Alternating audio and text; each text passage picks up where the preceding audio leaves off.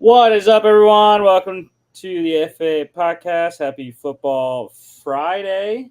High school football pretty much wrapping up in the playoffs for most states. I know Pennsylvania is.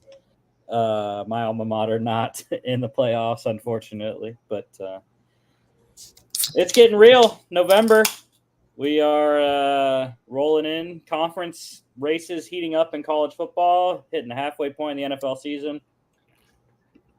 And yeah, so let's get to it here.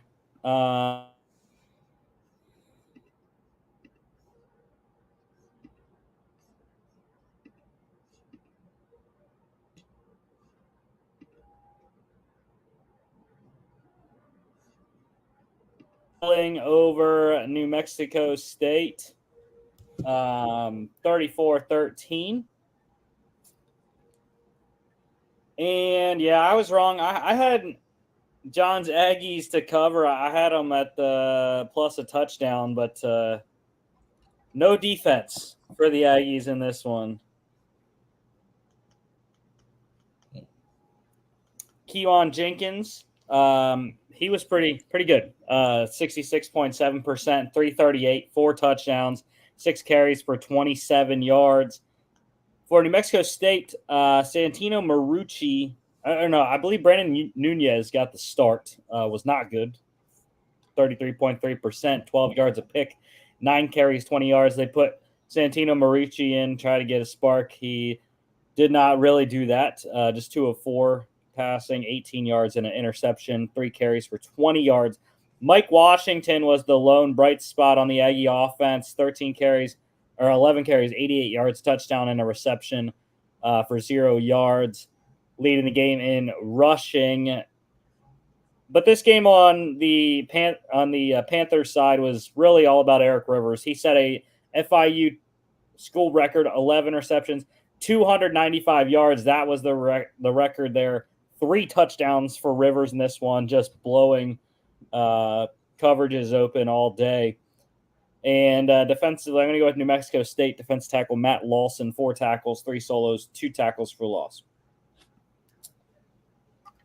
FIU minus 7.5 covers over 43.5. Also on Tuesday, we had 2 other games. Louisiana, big win over Texas State, 23-17. Jimmy, your boys didn't get it done for me, man. I'm disappointed. Yeah, and this is, I said big game. It really was. There was a massive showdown in the Sun Belt West. Louisiana taking a big step forward and clinching that division on the way to the Sun Belt Championship game. I was really hoping Texas State, despite just going into this game 4-3, they could have won this one. Again, would have been a big step toward the Sun Belt Championship. But Louisiana is in the driver's seat now.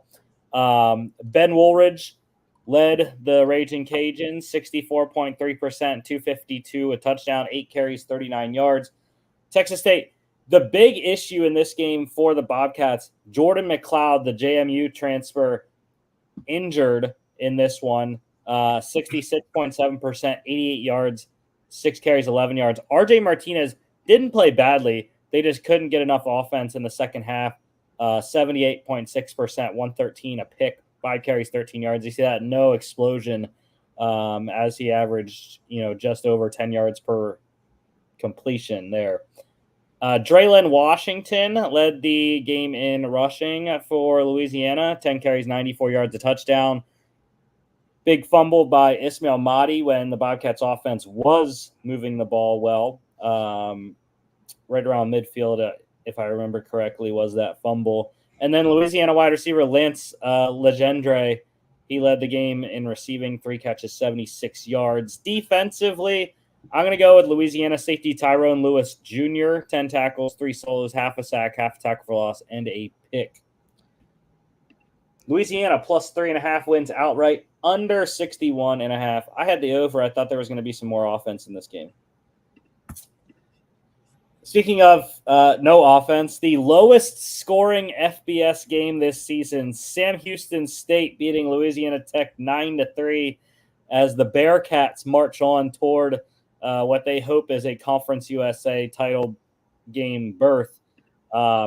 Evan Bullock for the Bulldogs, 64%, 148, a pick and a fumble. Hunter Watson back for Sam Houston in this game. He was pretty solid. Again, it was a difficult night for the offenses overall. And I don't know why Sam Houston really had the firepower to beat Tech by more than 6 points. 63.6% for Watson, 146 a pick, 11 carries, 16 yards. Both teams also playing backup quarterbacks. Jack Turner coming in for Bullock, 53.3%, 59 yards in the second half. Jace Bauer, he was interchanged with Watson most of the night, tried to give them a little bit of a spark. 4 for 4 passing for 17 yards, 2 carries, 12 yards on the ground. Sam Houston running back Jay Ducker led the game in rushing, 13 carries, 72 yards, and the lone touchdown of the night. Sam Houston also got a safety. That's why they scored 9. But they missed the extra point, which would have covered the spread. My spread, my alternate that I got, -6.5, but it was lost by the hook. True Edwards led the game in receiving for the Bulldogs, 8 catches, 80 yards. And defensively, I got to go with Bearcats defensive lineman Kendrick Dujour, 6 tackles, 4 solos, 2 sacks, 2 tackles for loss. And what really made me mad at the end was Sam Houston had a strip sack return for a touchdown that was called back as an incomplete pass. I was like, bro, are you kidding me? It's crazy. Yeah, Louisiana Tech covered, though, plus 10.5, under 45.5. Probably the easiest under anyone has ever had. On Wednesday night, winning Wednesday, Jacksonville State getting a big win over Liberty, 31-21, in their quest to get to the Conference USA Championship game. Caden Salter was not good at all. This was back-to-back losses now for the Flames under Jamie Chadwell.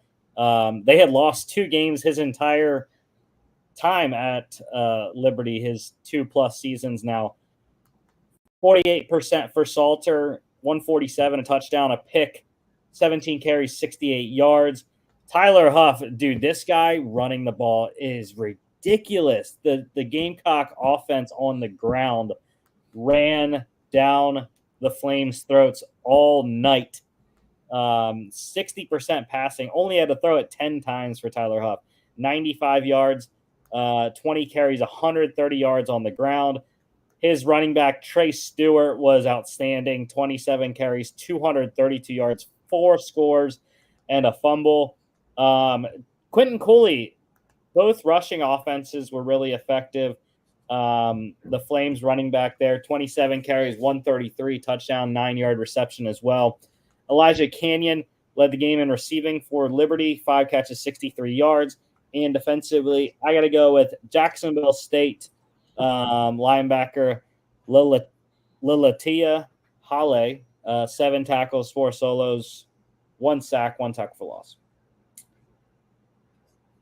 Jacksonville State plus 2.5 wins outright, under 63.5. Also on Wednesday, Western Kentucky beating up Kennesaw State 31-14. Caden Veltkamp was excellent, 77.3%, 276, 3 touchdowns, 10 carries, 26 yards. Davis Bryson had his moments. Kennesaw stayed close, especially the first half, but second half, the Hilltoppers really pulled away. 50% passing for Bryson, 96 yards a pick, 13 carries, 37 yards, and a touchdown. Elijah Young, he led the game in rushing for Western Kentucky, 15 carries, 114 yards, 2 catches for 20 yards. Receiving leader was also on the Hilltoppers, wide receiver Easton Messer, 2 catches, 68 yards, and a score. And defensively, how about Western Kentucky linebacker Darius Thomas, 6 tackles, all of them solos, 2 sacks, 3 tackles for loss. Kennesaw State plus 23.5 covered, under 49.5.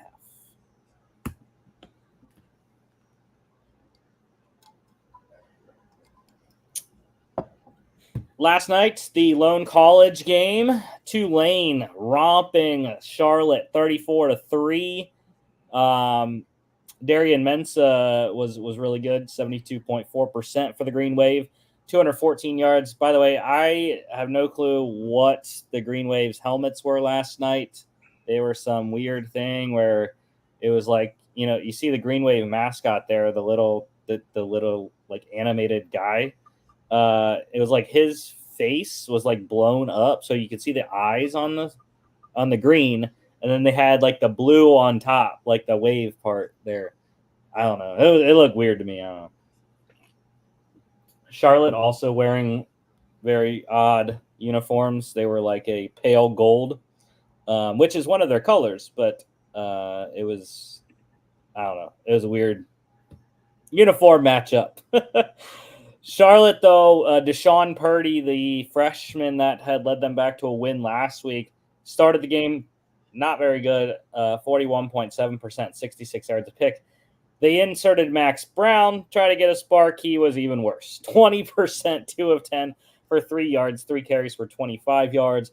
Mekhi Hughes was the star of the game, though, for the Green Wave. 27 carries, 117 yards, 2 touchdowns, 2 receptions for 15 yards. And then Mario Williams for Tulane led the game in receiving, 6 for 96.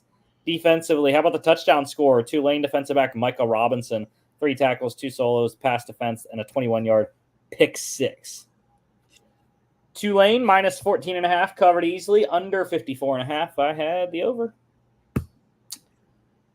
Into NFL, Monday Night Football, Steelers. Here we go. 6-2, 26-18 over the Giants. And it was paramount for the Steelers to get wins early on in the season, despite the uncertainty at quarterback. Their schedule coming up is not fun. They play all 6 of their divisional games in the last 9 games of the year. So it's a very, very difficult stretch in that regard. I don't remember who else they play in the other 3 games. I think they play the Eagles as well. Pennsylvania showdown there. But yeah, it's a great first half for Pittsburgh going 6-2, and it really does seem like they found it with Russell Wilson. And this is what I thought was going to be the offense. Like Russell Wilson I knew he was going to love this offense, the running game, the play action, and despite the offensive line shakeups that they've had every week with injuries, it hasn't mattered. They've won, and the defense continues to be a strength like it has historically for Pittsburgh. So I'm very happy with the first half for my Pittsburgh Steelers here, Jimmy. And for the Giants, it's an interesting situation. Daniel Jones continues to be the starter, and Brian Daboll continues to be the head coach, and Joe Shane continues to be the GM. But John Mara said he's not changing anything, and the coaches aren't changing anything. So cool. Continue to be bad. I love to see that. But yeah, into the stats here. Russell Wilson was fantastic. 71.4%, 278 touchdown, a fumble. Daniel Jones, 63.2%, 264, a pick and a fumble that ended the game with the TJ Watt strip sack. Loved that. Led the game in rushing was the rookie, Tyrone Tracy.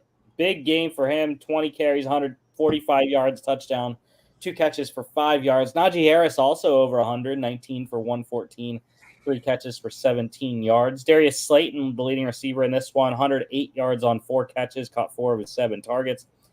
But the player of the game, I think, had to be Calvin Austin. 3 catches, 54 yards, a touchdown on offense, and a 73-yard punt return touchdown. That's what sparked the Steelers offensively.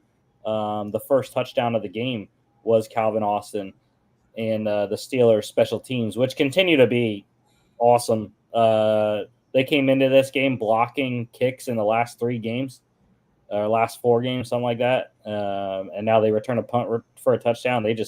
Danny Smith is amazing special teams coordinator. I love it. And defensively, it's TJ Watt. 7 tackles, 5 solos, 2 sacks, 2 tackles for loss, 2 QB hits, forced fumble, and a fumble recovery. Alex Highsmith, though, was awesome as well. 6 hits on Daniel Jones to go with 2 sacks and 2 tackles for loss. The Steelers sacked Daniel Jones, I don't know how many times, it was 6 or 7. I think, after the week where he was sacked by the Eagles 9 times.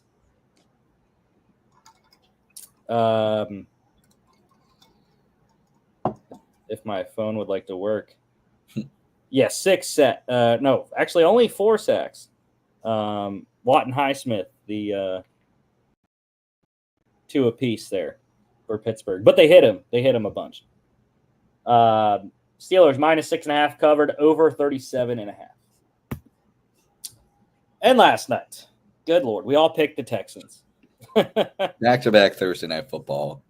Clown shows for this show. Yeah.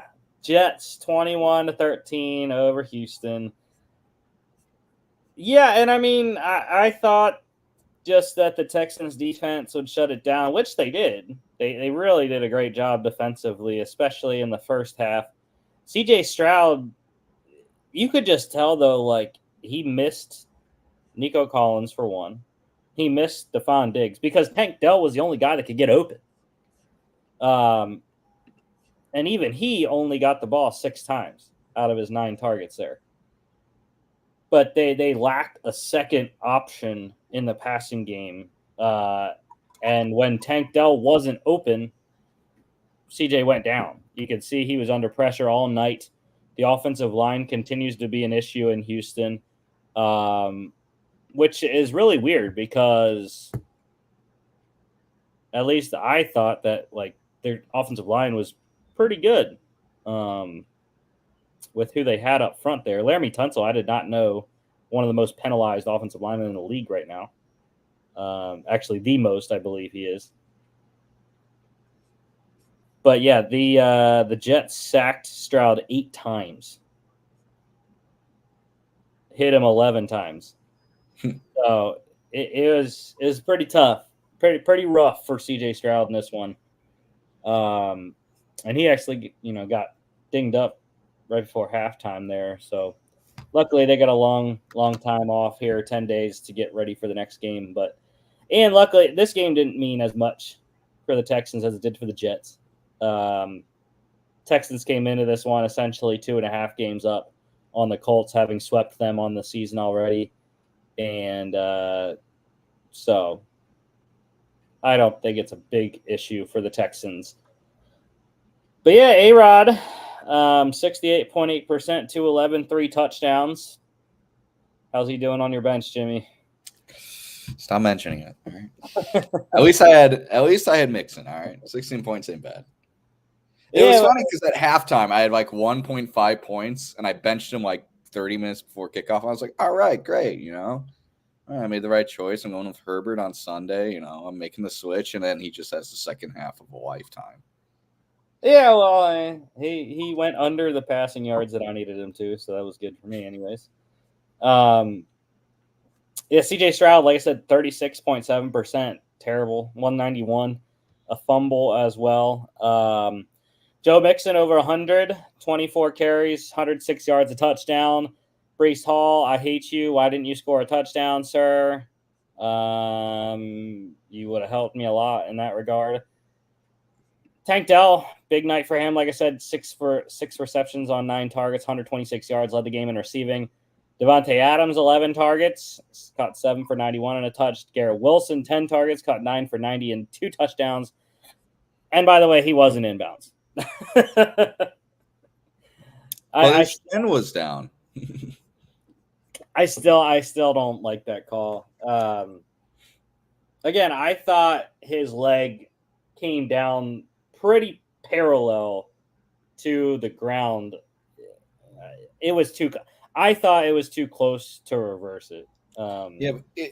Here's the comparison I'll make. They'll call a wide receiver out of bounds if his heel hits, but then his foot falls out of bounds. Right. But they'll call him in bounds if this part of the shin goes, but the front end of the shin. But the knee goes near out. The knee was out of bounds on first. Yeah. It's like how do you justify heel and then feet being out of bounds, but lower shin and then near the knee being out of bounds is I don't know how you justify that. Where does the shin end? Where does the shin end, and why is the shin, which is a flat part of the human body, a second point of contact? I don't get it. I don't understand it. We need to change the rule, Jimmy, to all right, if you have a foot in, that's fine. If any part of your fibula or no, which one? The tibia is the front one, right? Yeah. I don't remember. I would say a clearer example that Roebeck, from the ankle to the knee, every part of that part of the body, if it's the second point of contact, needs to be in bounds, just like the heel to foot. Yeah. Like the entire foot has to be in bounds. Let's have the entire lower half of the leg below the knee, including the knee, be in bounds. Yeah, and I feel like that's the same thing we've been getting a lot this season with tackles. Players being down and it getting reviewed and like, oh yeah, he was down. His shin hit before the ball was out. I'm like, what do you mean? Like, what do you mean his shin hit? That's usually a lot easier to spot though than this one. I don't know. I don't like like 3/4 of the shin being down is considered a catch. I can't wrap my head around that. Well, and the thing is, if people would have had their way like they wanted the Pickens touchdown on Monday, it would have been a touchdown. Garrett Wilson got 2 feet in. It was just the same foot. Yeah. Twice. But yeah, anyways. Defensively, there's a lot of defense in this one. I'm going to go with Big Q there. Quentin Williams for the Jets, 4 tackles, 3 solos, 1.5 sacks, 2 tackles for loss, 4 QB hits. Jets -2.5 covered under 43.5. Nothing breaking. But college football news, West Virginia has a new defensive coordinator. They parted ways with defense coordinator Jordan Leslie, promoted linebackers coach Jeff Coons to the interim DC. So we will see how the Mountaineers do defensively this week. Big news in the Iowa game. Iowa quarterback Cade McNamara, he is out this week with a concussion. Florida-Georgia game, annually held in Jacksonville at the Jaguars Stadium. That stadium is undergoing renovations after this season. So they are going to move that game to Atlanta in 2026 and Tampa in 2027, kind of like a home-and-home series, while the Jag Stadium gets renovated the next 2 years. And Michigan, quarterback Jack Tuttle, dealing with his 5th concussion of his career. He has officially stepped away from football, going to go into coaching. Yeah, that's the right call. UFL news, the Battlehawks, they re-signed outside linebacker Travis Feeney, linebacker Chris Garrett, and wide receiver Blake Jackson, all integral pieces of their team last season, especially Feeney, one of the best defensive players in the league.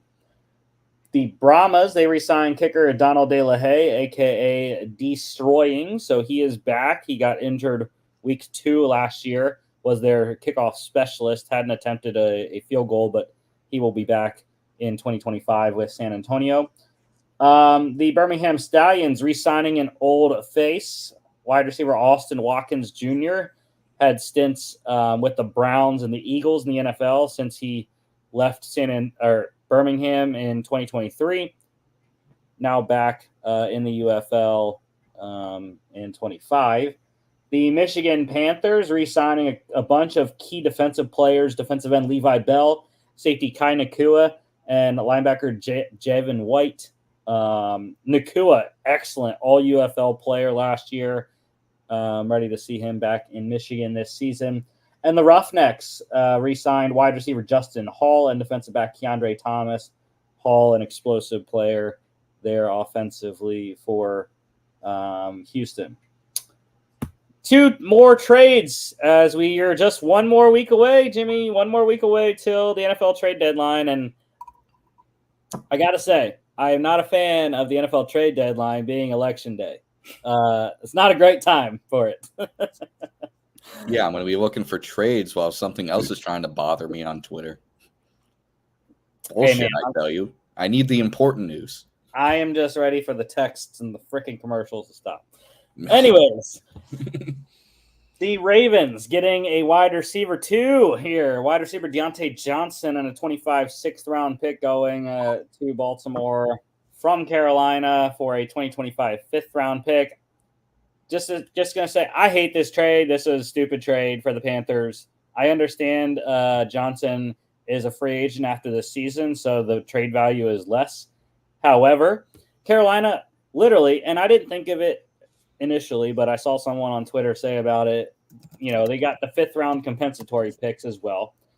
But even with those, you're probably at most going to move up like 10, maybe 15 max selections. Like, this makes no sense for Carolina. I would have been okay if it would have been a 4th-round pick, especially when we've seen these other receiver trades go for much more. Yeah, I was just about to mention, like, Kansas City for D-Hop gave up a conditional 5th.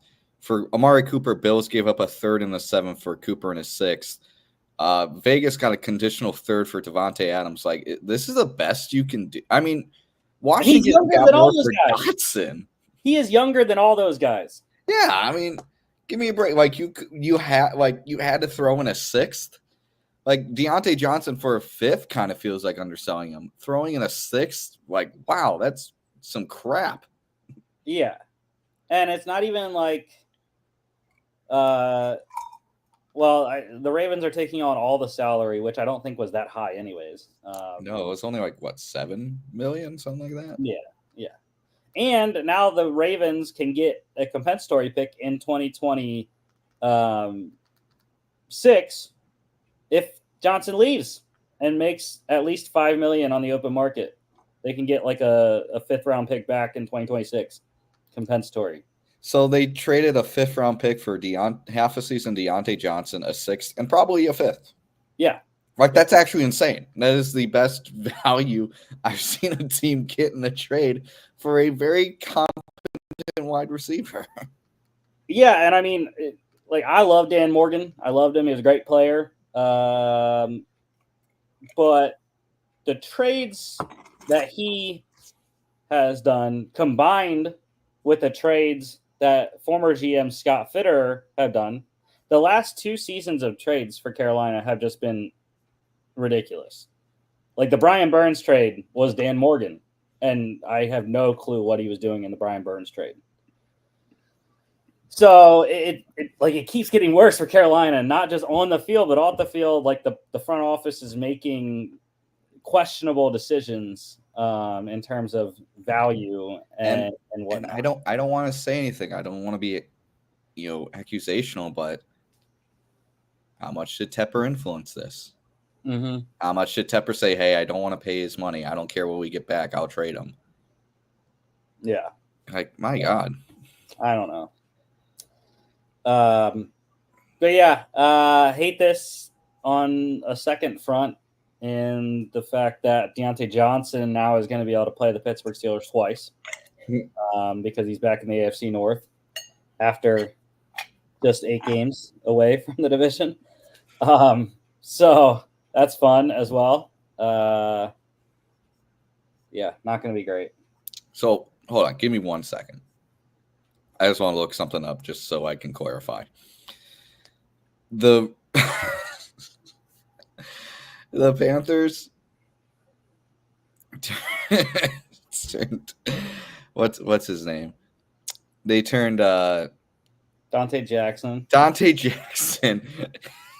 into a 7th and 5th round pick. Yep.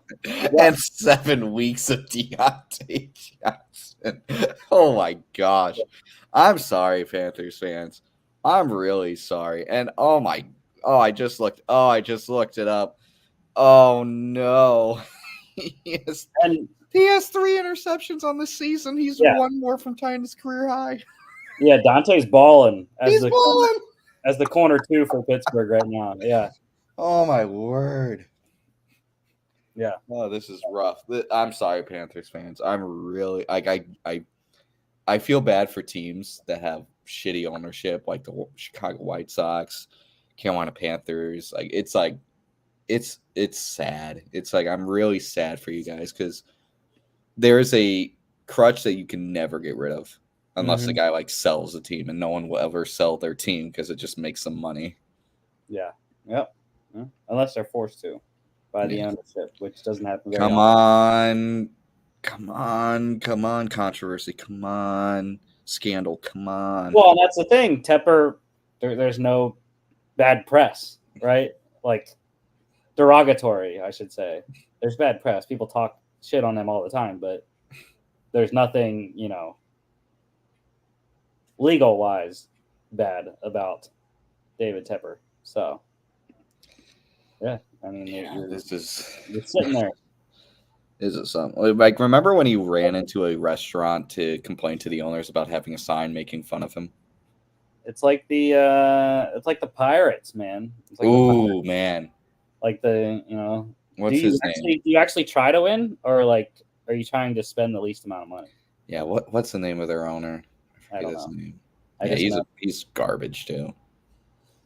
All right, let's get to your trade here. Hey, getting a replacement for Christian Darrisaw, left tackle Cam Robinson, and a conditional 26 7th for a 26 conditional 5th.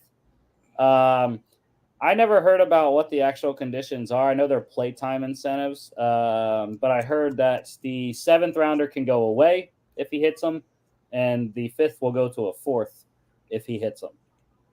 Yeah, I'm gonna look it up. I know that. I'm gonna try to find the conditions. But regardless, I mean, I think it's a solid. I think it is a solid trade, nonetheless. The Vikings needed a piece, and the Jags had extra tackles. Yeah, and this is definitely a situation where the Vikings are playing well. I mean, they've lost 2 in a row, but they're still 5-2. And losing Darrisaw is awful. I mean, you don't want to lose a guy like that. But this definitely like, hey, let's settle this position down for the rest of the year. Because I mean, we're in a position where we can realistically compete for the playoffs. So you want a guy you can trust at the left tackle position. I mean, this is pretty relatively cheap. I mean, you move down to 2 rounds in the draft, probably 3 in terms of playing time, because I'm guessing Cam Robinson's going to basically start right away. Yeah. So. Can you guys hear me? Yes, yeah, sir. I hear you, John. What's up? What up? Welcome. I'll be joining as I drive home. So I think the Vikings swindled Jacksonville. Oh, dude, thank you. Love the love. Yeah. I agree. I think not. It wasn't a bad trade. The Jags needed capital. They're looking toward next year already, even though Dougie P's still rolling. He won't be after this week, but just saying. I don't think he's going to last the rest of the season. I'd put money on week 10, probably even before week 10. Also, in this deal, the Jags took on $7 million of Robinson's salary, so that helped facilitate getting a higher draft pick there. That makes a lot of sense. Yeah, Vikings are paying about $2 million the rest of the year for Cam Robinson. Ain't bad. I mentioned already Daniel Jones going to remain the starter for the Giants, apparently. There's an interesting thing about his injury guarantee that people were speculating that he might get benched soon because of that. The Colts have benched their quarterback, Anthony Richardson, to the bench. Joe Flacco playing Sunday Night Football against the Vikings. Damn it. I just picked him up in fantasy football, so I'm pretty happy. Shit. It is not a 1 week. It is not a 1 week thing either.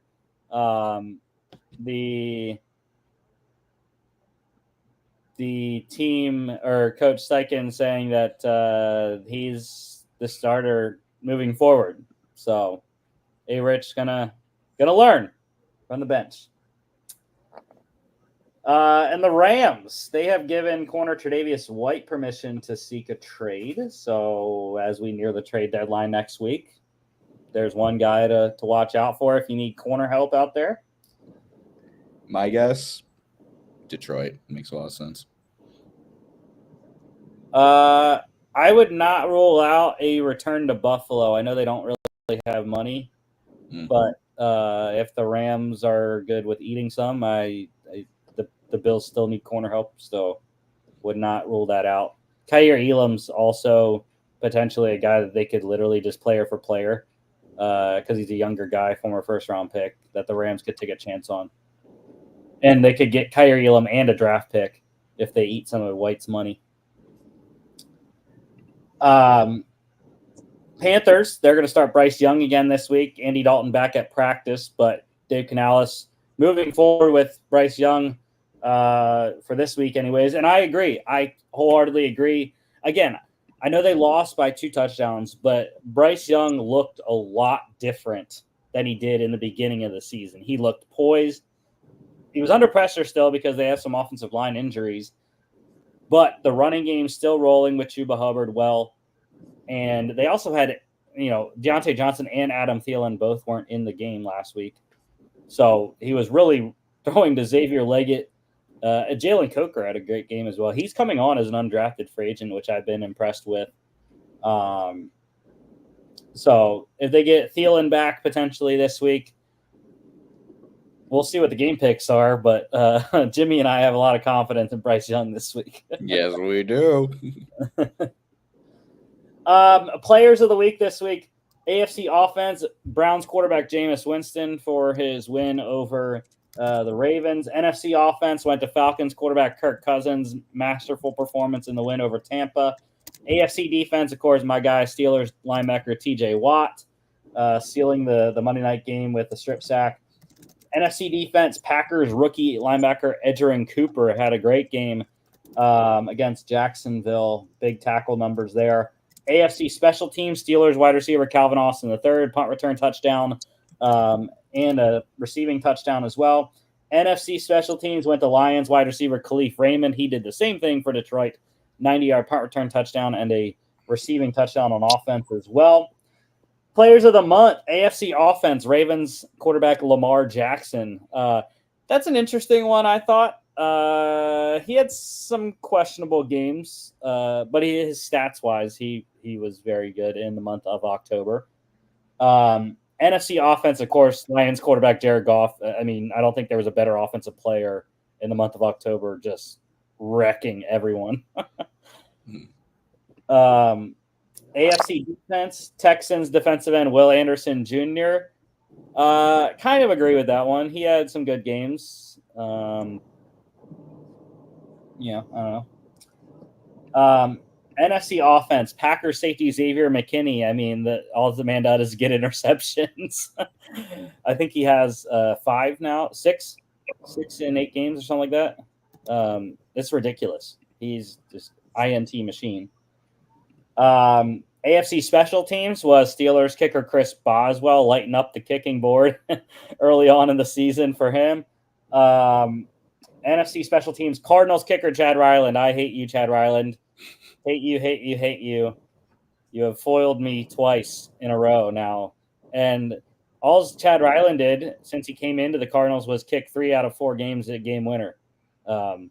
So he's Mr. Clutch right now in Arizona. John hates him as well, being in the NFC West. We haven't played Arizona yet, so we'll see. But I will. The offensive rookie of the month was Broncos quarterback Bo Nix. Yes, sir. Bo Nix coming on. Broncos 5-3. We're looking good. And the AFC defensive rookie of the month for October, Steelers corner Beanie Bishop Jr. Yes, sir. It only took him 2 weeks to get defensive rookie of the month because he has 3 interceptions in the last 2 games, 2 off of Aaron Rodgers last Sunday night, and he got 1 Moore against Daniel Jones on Monday night. Beanie's playing excellent ball as the nickel for the Steelers right now. The Jets should trade for Zach Wilson. Bring him back. We got the semifinalists for the 2025 Hall of Fame class for the contributor and coach categories. So the contributors are Oilers and Titans owner KS Bud Adams, Canton Bulldogs owner Ralph Hay, Patriots executive Frank Bucko Kilroy, Patriots owner Robert Kraft, Browns and Ravens owner Art Modell. Fuck that guy. Absolutely not. Steelers Vice President Art Rooney Jr., Elias Sports Bureau owner Seymour Seawoff, Redskins quarterback Doug Williams, and Cowboys executive John Wooten. My pick's Ralph Hay, man. Why is the Canton Bulldogs owner not in yet? Canton Bulldogs are one of the best teams in the start of the NFL, and Ralph Hay was one of the founders of the NFL as well. Also, how is Robert Kraft not in the Hall of Fame yet? Because the Patriots suck. Well, they're 5, 6 Super Bowl rings? You'd say otherwise? 6, yeah. Yeah, you need 7 to be automatic, actually. So that's your pick, John, for contributors, Robert Kraft? Yep. I mean, your guy, I think that's also a shoo-in, too. They only get one a year, right? Yeah. Jimmy, you going with me on Ralph Hay? Yeah, I mean, come on. Why not? Canton Bulldogs, it's historic. I mean, and I think not to toot your horn a little bit, but I mean, Art Rooney Jr. makes a lot of sense as well. Yeah, bro. I get confused all the time because they have Art Rooney Jr. and then his son is Art Rooney II. And it's just like, bro, like there's too many Art Rooney. Like Jr. and the second is the same thing. Anyway. The second is actually his name. The coach semifinalists for next year's class. Dolphins defensive coordinator Bill Arnsparger, Giants head coach Tom Coughlin, Packers and Seahawks head coach Mike Holmgren, Rams and Seahawks head coach Chuck Knox, Broncos Falcons head coach Dan Reeves, Chiefs head coach Marty Schottenheimer, 49ers head coach George Seifert, Broncos head coach Mike Shanahan, and Bears defensive coordinator Clark Shaughnessy. Who you guys got? I got 3. I know who John has. There's only one. You can only get one. Oh, I only want. Actually, okay, I'm gonna pick one. Only one gets in. I'm gonna pick one. I don't think anyone else here is gonna pick. I'm gonna pick the second best coach to not have a Super Bowl ring, and that's Chiefs head coach Marty Schottenheimer. I think he's super underrated. I think a lot of people really overlook his impact on the game. I mean, those mid-2000s Chargers, and those 80s and 90s Browns he had. I mean, he was something else. So I'm going to pick the second best coach to not have a Super Bowl, right behind Bud Grant, Marty Schottenheimer. I mean, I think you guys probably know who I'm choosing, but if it weren't for my choice, I would go with Schottenheimer. Honestly, I think I'm 50-50. I'm probably like 1A, 1B, because I think Marty Schottenheimer not being in already is a crime. So, Rusty, who's your guess? Well, I think I'm picking with you. Mike Holmgren. Right. Yep. Yeah, I mean, he's up there. I don't know exactly where he's at. Jimmy can look it up, but on the all-time wins list, I believe he's top 10. I think he's like 9 or 10. Won a Super Bowl with the Packers. Got to the Super Bowl twice with Green Bay. Got to the Super Bowl with Seattle as well. He would have won that Super Bowl, but it's hard to play the Steelers and the refs at the same time. What do you say, Jimmy? Mike Holmgren's actually 21st.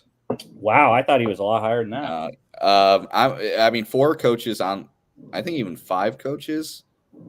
Yeah, multiple coaches on this list are actually above him. I mean, Mike Shanahan's above him at 18. Coughlin's at 16th. Chuck Knox is at 11th. Marty Schottenheimer is 8th. So, I mean. Well, then, that might be our answer right there. That might be. I really think it is Schottenheimer. It really is Schottenheimer to me. Well, I think it's pretty close for me, Holmgren and Shanahan. Seifert Seifert, though, I would not be shocked if he's the guy that they put in because he was the head coach for the 49ers first. If I had to take a one homer pick for the Hall of Fame, I would love Holmgren. But if Holmgren doesn't make it, just give us Sean Alexander. We're not talking about modern era finalists yet. I know we're not. But I still want that to be brought up. IR return. Cardinals getting some good news. Right tackle Jonah Williams activated off IR. Practice window open, coming off the knee injury last year. Jets placing kicker Greg Zuerlein and wide receiver Alan Lazard on IR after right before last night's game. Riley Patterson, the kicker last night for the Jets. Injuries. Jags rookie wide receiver Brian Thomas Jr. day-to-day with a rib contusion. Haven't heard yet on whether he's going to play. Texans, big loss. I mentioned it that we saw it, the impact last night. Wide receiver Stephon Diggs done for the year, torn ACL. Jaguars running back Travis Etienne Jr. hamstring injury, likely back this week, listed as questionable officially. Packers quarterback Jordan Love with a groin strain, realistic chance to play. I think he will play. Jordan Love does not sit out very often.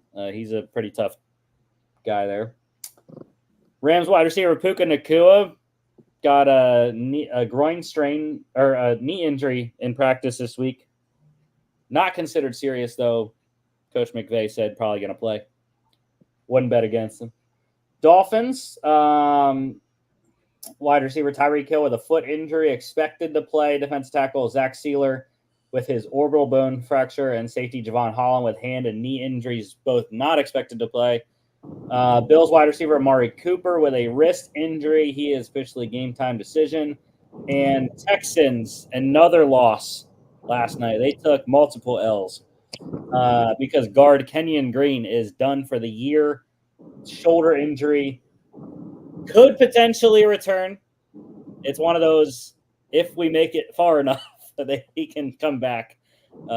Probably have to be the Super Bowl for Kenyon Green. Ins and outs. Seahawks, John, offensive tackle Abe Lucas, knee injury, is still out this week. Probably back after the bye. Yeah, Coach McDonald said that they were slow playing him anyways. He's been out and not in football shape for a while. I shouldn't say not in football shape. Since he's been hurt for so long, they're doing the full 21-day window to get him reacclimated, so that's not a surprise. Bengals, running back Zach Moss with a neck injury, wide receiver T. Higgins with a quad, offensive tackle Orlando Brown Jr. with knee and fibula injuries are all doubtful. Safety Geno Stone with a shin is questionable. For the Saints, corner Marshawn Lattimore with a hamstring, wide receiver Bub Means, ankle, corner Kool-Aid McKinstry, hamstring, all are out. Running back Jamal Williams with a groin injury is doubtful. Wide receiver Cedric Wilson Jr. with a hip, guard Nick Saldivari with a shoulder are both questionable. Panthers, offensive tackle Ika Mekwanu with an ankle, he is out. Tight end Tommy Tremble with back. Rookie running back Jonathan Brooks coming back from his knee injury. Linebacker DJ Wonnum with a quad. Rookie wide receiver Xavier Leggett with a toe are all questionable. Giants rookie running back Tyrone Tracy Jr. with concussion. Clear concussion protocol today. He's going to play. Interesting one for the Giants kicker Greg Joseph with an oblique injury. He is out. So it is going to be Rutgers undrafted free agent kicker Judah McAdamney. That's a tough one. McAdamney is going to make his NFL debut, kick for the Giants. So good luck. Cowboys defensive end Micah Parsons with an ankle injury. Corner Deron Bland with a foot are both out. Seahawks wide receiver DK Metcalf, MCL sprain. He is out.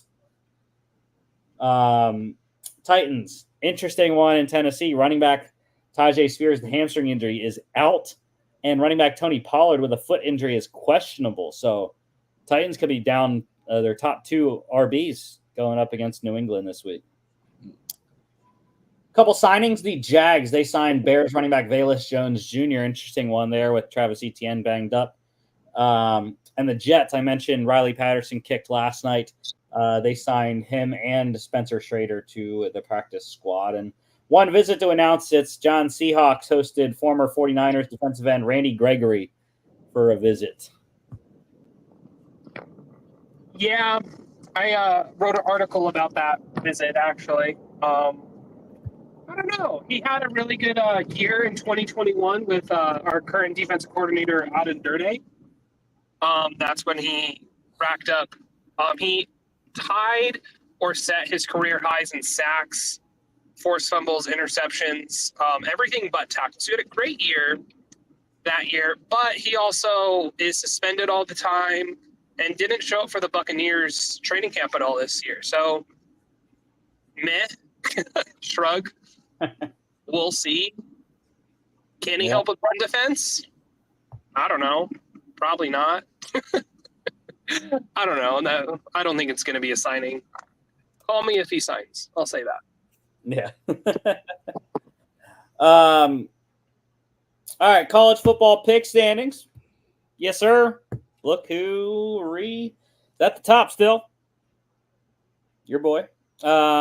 Sterling performance last week. 21-1 for myself.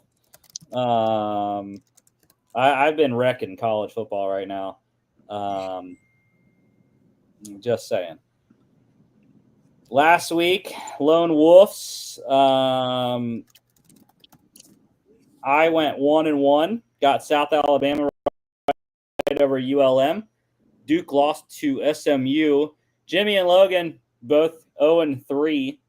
Logan got Navy wrong against Notre Dame, UCF wrong against BYU, and Wisconsin wrong against Penn State.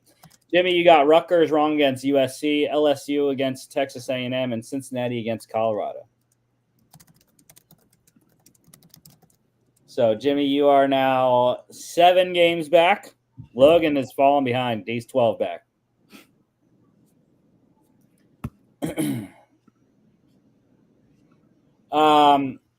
Starting off here, we got a triple header tonight. Georgia State at UConn, and Jimmy's going. Lone Wolf on the Panthers. Sure.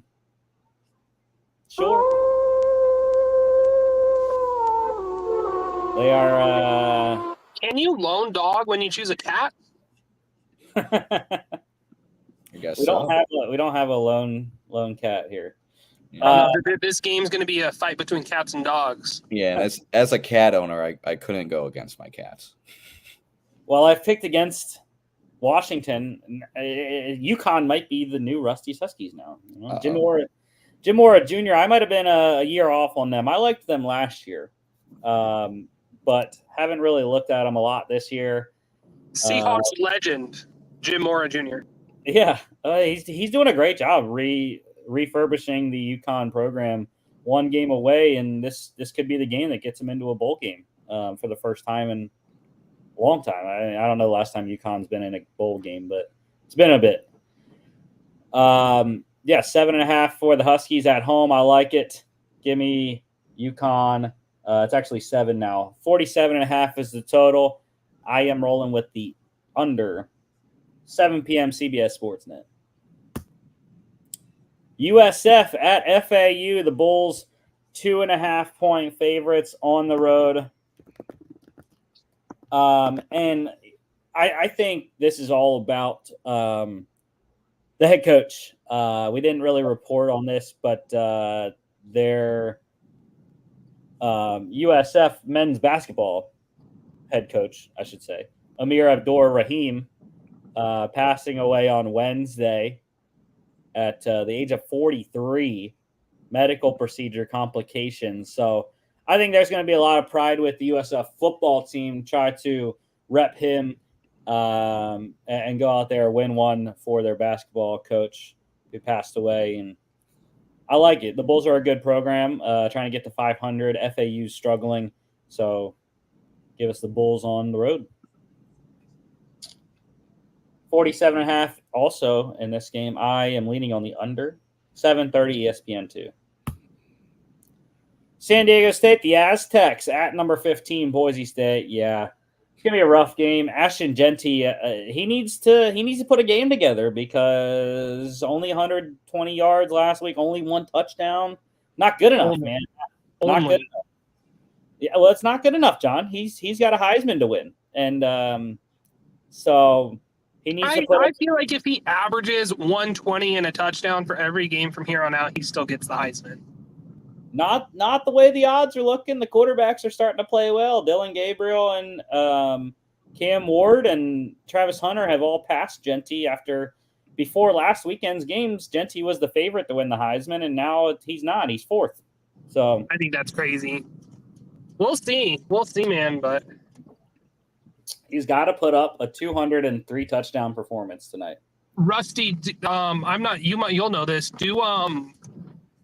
Will the college football playoff performances impact the Heisman voting as well, or is it based off of just regular season?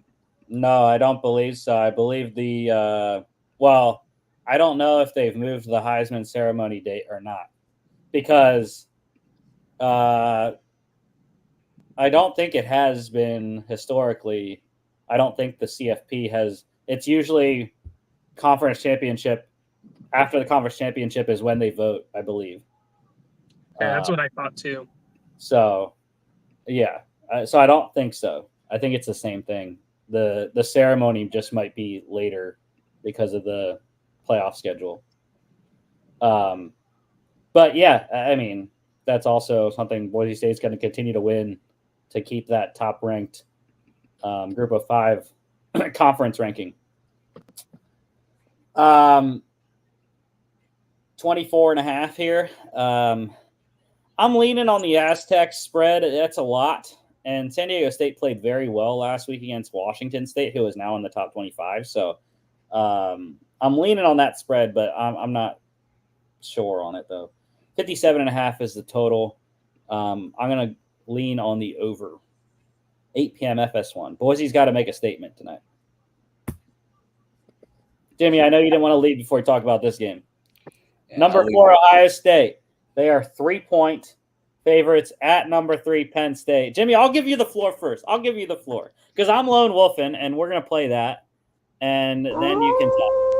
Well, we have a tale of just absolute titans. We got James Franklin, a guy that can't win against Michigan or Ohio State in his career, against Ryan Day, a guy that can't win against top 5 teams in his career. Who's going to fuck up more with a date of destiny? 2 guys that can't get it done when asked to go up in matchups like this. It's going to be great. But I think this game's going to be shit. It's going to be the worst game you've seen all weekend. And you're going to be like, we're going to come back Monday. You're going to be like, wow, fuck football. Fuck college football. I fucking hate this. This is bullshit. And I'm going to come in being like, hey, that was the dumbest fucking win I've ever seen Ohio State have. This team stinks. And it's going to be great. James Franklin 1-12 against top 5 programs. That one win, 2016, when they beat number 2 Ohio State en route to a Big Ten championship game. And this is the same. This is the same. This is the year Penn State is going to beat Ohio State en route to a Big Ten championship game. Maybe they lose to Oregon in that. Maybe they don't. I don't know. But I will say, if they get past Ohio State, it's 12-0 for Penn State. They don't play anyone worth noting the rest of the season. So this is the game. They don't even have to look ahead to anyone else because they don't have to play Michigan this year. Michigan sucks anyways. This is the game. They can put 100% of their focus into this game. Drew Aller, I think, will play. How long he plays, not sure, depending on what amount of pressure the Ohio State defense can get. But Ohio State is vulnerable. Look at last week. Nebraska got killed by Indiana, 56-7. And Ohio State can only beat Nebraska 21-17 in Columbus? That don't make sense. What I've seen again about Penn State, if they keep this game close at halftime, Penn State is one of the best, if not the best, second half team in college football right now. The coaching decisions that they have made at halftime and adjustments have been masterful for Tom Allen on defense and Andy Kotelnicki on offense. So I'm just saying if they can get this into halftime with a lead or a small deficit, Penn State's going to win the game. I think they're going to win anyways, obviously. I'm a Penn State homer. And it's going to be a low-scoring game in my mind. I think both defenses are very good. It's the question of can Ohio State run the ball because they didn't last week. They weren't able to. The loss of their left tackle was seen a lot last week. Another injury to watch on Penn State, denied Dennis Sutton. Will he play? Not sure. If he does, how long? That's the big question there. But I think Abdul Carter's got to be the guy on defense. And can they cover the receivers, Jeremiah Smith, Emeka Egbuka, Carnell Tate? That's what killed Penn State last year. Ohio State had to have a big 162-yard performance for Marvin Harrison in order to beat Penn State last year. And I don't know if they can do that against this Penn State defense. Yeah, I don't know. Yeah, I'm not sold on this Ohio State team being able to play on the road, especially just after back-to-back mid-weeks. I mean, mid-games, like just losing to Oregon and then having a shit game against Nebraska. Will Howard's the X factor. If Will Howard plays like he did against Oregon, Ohio State probably could win. Mm-hmm. But if he doesn't, if he plays like he did last week, yeah, who knows? This is probably the least confident Ohio State offensive unit I've seen in a while, which is crazy because of how much receiver and running back talent they have. It really is just Will Howard doesn't inspire me. I also think it's the stupidest thing ever that this game is a friggin' noon kickoff. Yeah. It takes all the home field not all the home field advantage. I think it takes a lot of the home field advantage away from Penn State, though. Penn State at night is a different animal than at a noon kickoff. Yeah. But I like the under, 46.5. Both defenses play very well. Under hits. Where John went, I don't know. Y'all are leaving me by myself. You're just going to be talking to the void in a couple 12 seconds. p.m. on Fox. Big noon kickoff.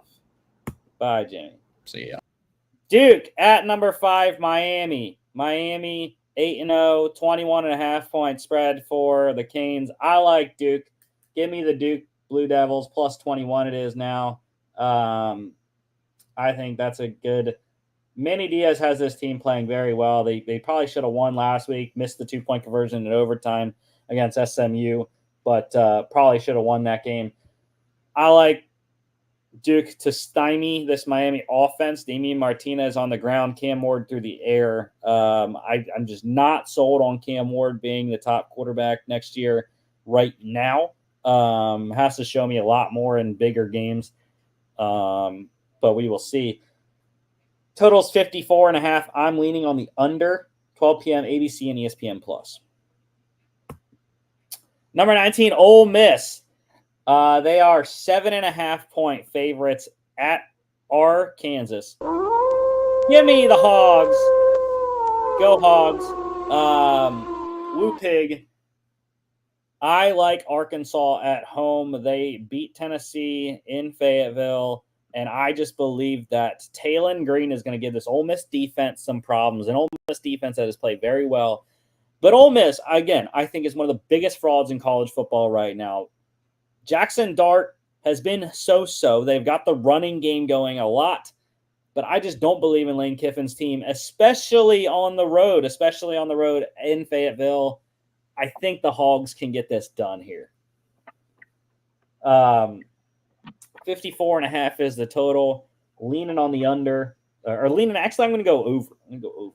12 p.m. on ESPN. Air Force at number 21, Army. Yeah. The Black Knights 21.5 is the spread for Army here. I like it. I'm buying the 0.5 point. Give me Army minus 21. Air Force is just not their normal Air Force team this year. And Army is not the normal Army team either. Bryson Daly is fantastic. And I think they're just going to roll through Air Force. 40.5 is the total. I'm leaning on the over. Army can score that by themselves. with how explosive they are. 12 p.m. CBS and Paramount Plus. Minnesota. The Gophers are 3-point favorites on the road at number 24, Illinois. And hey, I wish Logan was here to defend Lone Wolf on the Gophers, because if anyone, he knows the Big Ten, what used to be the Big Ten West, the best because of Wisconsin. But he's wrong with the Gophers. I don't blame him, but at the same time, I like Illinois. Last week against Oregon, that's a tough game going to Eugene. Luke Altmaier has had back-to-back kind of so-so games. But I think against the Gophers, I think Illinois is going to be a much better team.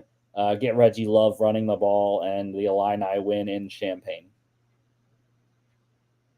So I like Illinois. Illinois +3. Give me that. 45.5 is total. I'm leaning on the under. 12 p.m. on FS1.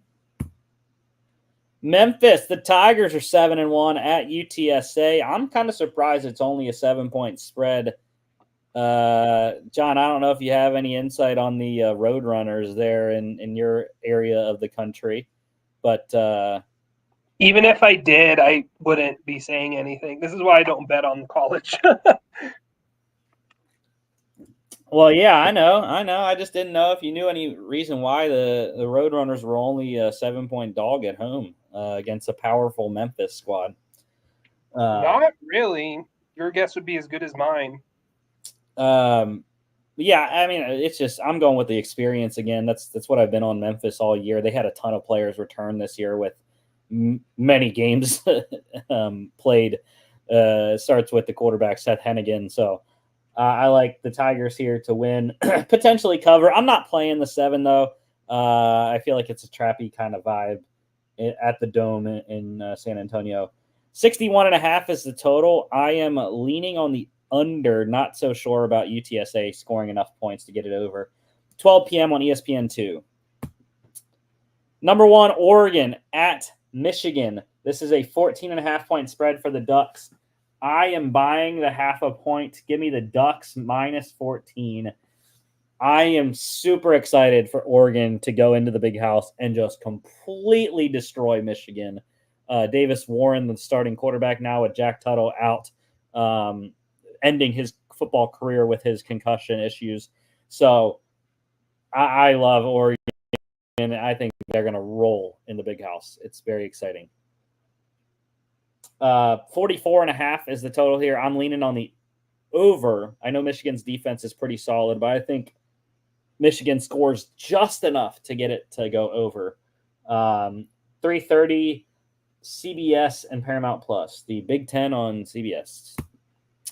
World's largest outdoor cocktail party. Yes, sir. Go Dogs. Florida technically they're the away team against number 2 Georgia. This one's in Jacksonville at Everbank Field.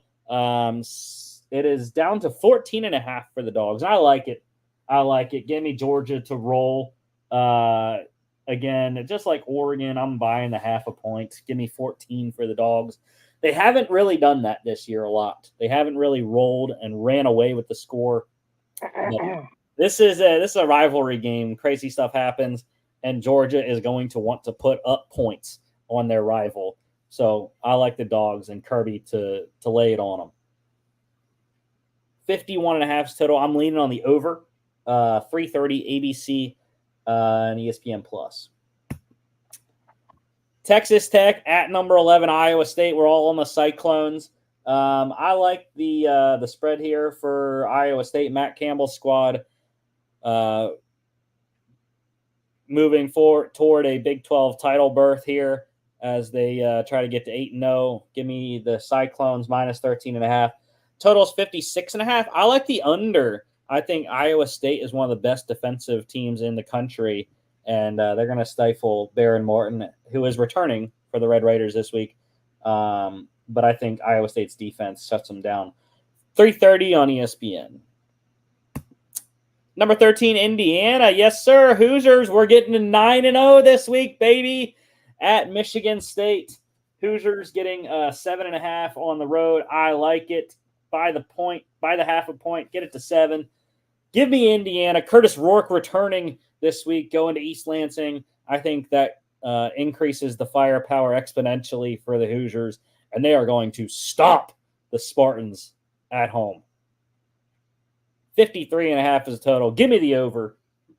Indiana scores 70. 3:30 on Peacock. Number 17, Kansas State at Houston. KSU getting 13 on the road. I'm leaning on that spread. Not completely sure. Houston's been a weird team this year. Under first-year head coach Willie Fritz. But, leaning on KSU. KSU has also been very up and down, but they are also trying to get to the Big 12 title game. 45.5 is the total. I am leaning on the over. 3:30 on Fox. Navy, the midshipmen, coming off their first loss, got wrecked by Notre Dame last week in Annapolis. Now they're on the road at Rice. Rice having a tough season, fired their head coach last week. Does that give the Owls a little bit of a spark? I don't think so. Navy still got enough offensive firepower in Blake Horvath at quarterback and Alex Texa at running back to roll over Rice. So I'm leaning on the Navy spread. 48.5 is the total. I'm leaning on the under. Not sure how much Rice is going to be able to score. 4 p.m. on ESPN2. Number 10, Texas A&M at South Carolina. I like A&M. I mean, I think this might be a trappy kind of game, but give me A&M minus 2.5 by the half a point because it's now up to 3 for the Aggies. But A&M, while they have been very good at home, I think on the road it's going to be a tough one. Lenora Sellers at quarterback has been good for the Gamecocks. I just like the Aggies. Nick Scorton at defensive tackle has been outstanding, transfer edition from Purdue. And I think he's going to shut down Sellers in that Gamecock running game, make them one-dimensional there. 43.5 is the total. I am leaning on the over. 7:30 ABC and ESPN Plus. Night game in Columbia might get a little frisky, John. Louisville at number 11, Clemson. Yeah, the Tigers getting 10 here at home. I'm leaning on that spread. I mean, Clemson's been killing every single person they've played since Georgia. And Louisville's been weird this year, so would not be shocked if Clemson rolls, especially at night in Death Valley. But Louisville does have enough offensive firepower to potentially keep up with Clemson. It's just, I think Clemson defense really shuts them down. 61.5 is the total. I am leaning on the under. 7:30 on ESPN. Wisconsin at Iowa. Jimmy is lone wolfing the Hawkeyes here. He must not have heard about Cade McNamara being out for this game because I have no clue who the offense is, who's at quarterback for Iowa with McNamara out. So I'm with Logan. We're rolling Bucky Badger. Give us Wisconsin. It's down to 2 now for Iowa. I don't care. Give us Wisco. They rebound after the loss to Penn State last week. 41.5 is the total. Would not be shocked if this thing goes under because that's the type of game Wisconsin and Iowa like to play. 7:30, Big Ten on NBC. Kentucky at number 7, Tennessee. Vols getting 17.5 now at home. I like it. I'm leaning on Tennessee spread here, 17 by the half a point. Kentucky just cannot find offense right now, and I think Nico has gone through some adversity, but Tennessee, excellent win last week, or 2 weeks ago, I should say, against Alabama. So I like the Vols at home in Neyland Stadium. 45.5 is the total. I would lean on the under because of that Kentucky defense, though. 7:45 p.m. on SEC Network. And a massive ACC showdown. Number 18, Pittsburgh at number 20, SMU. Of course, I'm going to take the Panthers, baby.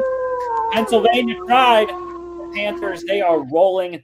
Coach Narduzzi has these boys playing well. Eli Holstein, I believe, will play after getting dinged up 2 weeks ago. Played, and they had a bye last week. I can't remember if they did or not. The weeks get all jumbled up. But anyways, I like Pitt on the road at SMU. The Pitt team has been better. Kevin Jennings has been excellent for SMU offensively. I think this Narduzzi defense shuts them down. Pitt gets the win on the road. Give me Pitt +7. I like that spread. I think at the very worst, they can keep this within a score. Total is 56.5. I am leaning on the over. I know I said Pitt defense, but both of these offenses are very explosive. 8 p.m. on ACC Network. And the FCS game of the week, we are going with number 23 ETSU at number 12 Mercer. Mercer getting 6.5 at home. I like Mercer. They're a Georgia team near Atlanta there. So give me the Mercer Bears to win. Everyone else is on board. Total is 51.5. I would lean on the under. 3 p.m. on ESPN Plus. Let's go to NFL pick standings here, and John can finally talk because we're not talking college anymore. Logan and I Jimmy actually got the best record last week, 11-3. John, you had a struggle. I am now tied back with you at the top. We lead. I had to make it competitive again for you guys. Yeah, we lead Logan by 2, and Jimmy is slipping away a little bit, but he caught up last week. He is now down by 5 in last place. Lone Wolves last week for NFL. There were only 2. Jimmy got his Lone Wolf right. That is why he led the picks last week. He got his Lone Wolf right. Cardinals beating the Dolphins. You lost your Lone Wolf on your Seahawks losing against the Bills. And we had 2 splits. You know who I blame? I blame Connor Williams. We had 2 splits last week, and they were both the same people, and they split. We split the splits. Jimmy and I were together on the Falcons beating the Bucks, and we were also together on the Bears losing to the Commanders. So the splits split. Let's go this week. Here we start with a split. Saints at the Panthers. Yeah, Jimmy and I, we are taking Bryce Young and the Carolina Panthers as a 7-point dog at home. I know Derek Carr's returning for this game. I just think the Panthers have been playing pretty well the last couple of weeks. They've been losing still by big points. But I think this is a divisional game. It's going to be close. And I think the Panthers can get it at home. I don't have many thoughts on this. I just think Derek Carr his return is. Had this been a Spencer Rattler / Jake Hayner game, I probably would have been joining you two. But I will say it's hard to see the Panthers. I know they've been playing better, but putting it all together to win, like you said, a divisional game is usually tight. So, who would you trust in a close game? I would trust the veteran. That's why I lean New Orleans. Well, I think I haven't heard or I haven't looked at the complete injury report for Carolina, but I have to believe Adam Thielen is back for this game, which gives Bryce Young another target. Jonathan Brooks is questionable. I haven't heard on whether he's playing or not. I would really love for him to play in this game as well. So if those two are in, I feel even better about the Panthers. Defensively, it's been a tough go, but they've had some guys that have been playing pretty well. Ashawn Robinson on that defensive line has played extremely well, especially against Denver last week. And they got some play. Josie Jewell at linebacker. I love him. So, yeah, it's going to be tough, but I think Panthers squeak one out for their second win of the year. Total is 43.5. I'm leaning on the under. I think that's safe. AFC East matchup, Dolphins at the Bills. We are all on the Buffalo Bills. 6. It's down to 6 now for Buffalo.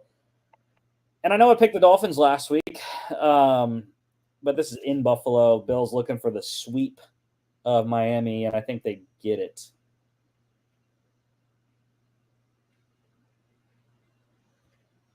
it was a difficult situation for Tua to return to a 2-4 team. Now 2-5. The season's kind of slipping away from them. I think Miami's going to be that team on people's schedule that, assuming Tua's healthy, is much better than their record, but it's just hard. Arizona has been playing well, and Buffalo, arguably, is the best team in the AFC right now, even though their record is 2 games behind Kansas City. Yeah. Total is 49.5. I am going with the under. I like the under. I know both offenses can score, but the under for me is all about the Buffalo defense. That defense is crazy. They keep getting injured at linebacker, and they just plug and play. Yep. Sean McDermott, I think you could argue he could be a coach of the year candidate the way he has this team in and out every season. All right, let's go to the Broncos at the Ravens. Yes, sir.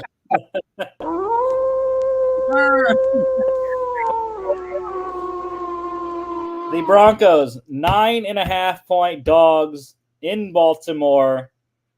Guess what? It doesn't matter. Bo Nix is coming to town as the reigning offensive rookie of the month, and he is going to play like it against what I think has been a suspect Baltimore defense. Look, the last 2 games, they got rolled by Joe Burrow. You're like, okay, it's Joe Burrow, it's Jamar Chase. Expected. However, they also got rolled by Jameis Winston and the likes of Elijah Moore and Cedric Tillman last week. So I cannot trust this Baltimore secondary right now. I think Troy Franklin, Devon Vele, Cortland Sutton, they all have good games. And they get the running game going, which has been going with Javonte Williams, Jaleel McLaughlin, Audric Estime. And I think the Broncos can win this game. They have the defense to do it. Lamar, although he is playing, there were some concerns this week as he missed 2 practices with knee and back issues. So the Ravens' offensive line has been a little bit scary as well. I would not be surprised if the Broncos can get to Lamar in the passing game and get some sacks. I don't know. I kind of feel like the Broncos defense is impressive. I'm not going to disagree with a lot of what you're saying. Broncos defense is very impressive. That front 4, they don't even have to blitz because they can just get to the quarterback with the 4-man pass rush. Baltimore's defense has been very shoddy. I wonder why. It's almost like they lost a defensive coordinator to another team. I don't know if Deontay Johnson is going to get in. Maybe you'll have a very limited playbook on Sunday, but I go Baltimore because this is the type of game that if you think Lamar's the MVP frontrunner, which I think betting on and just the way he's been playing shows, this is a game he takes over.